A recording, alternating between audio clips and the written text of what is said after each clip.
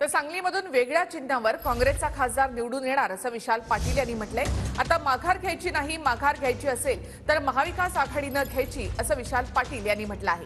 सांगलीमधून विशाल पाटील यांनी महाविकास आघाडीला इशारा दिला। तर महाविकास आघाडीचं अधिकृत जागा वाटप पार पडलेलं आहे असं उद्धव ठाकरे म्हणाले। कुठे बंडखोरी गद्दारी झाली ती त्यांच्या पक्षाची जबाबदारी आहे असं उद्धव ठाकरे यांनी म्हटलेलं आहे। शिवसेना रडते आमचे चिन्ह नेलं, राष्ट्रवादी म्हणते आमचं चिन्ह नेलं। सांगलीकरांचं तेच भांडण आहे। काँग्रेसचं चिन्ह तुम्ही नेऊ पाहताय, तुम्ही आम्हाला चिन्ह दिलं नाही तरी वेगळ्या चिन्हावर या ठिकाणी काँग्रेसचाच खासदार निवडून येणार आणि तुमच्या सर्वांच्या सांगण्यावरून हा अर्ज भरलेला आहे।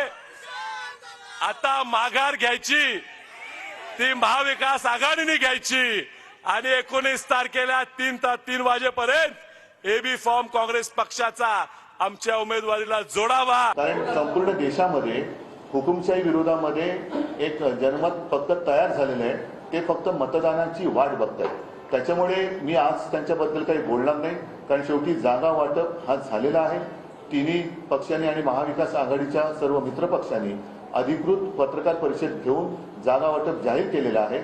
आता जर कुठे काही बंडखोरी किंवा काही गद्दारी होत असेल तर त्या पक्षाची जबाबदारी आहे, ते त्यांनी थांबवली पाहिजे। पण अन्यथा मला नाही वाटत आता बंडखोरी वगैरे कुठे झाली तर जनता त्यांना काही स्थान देईल।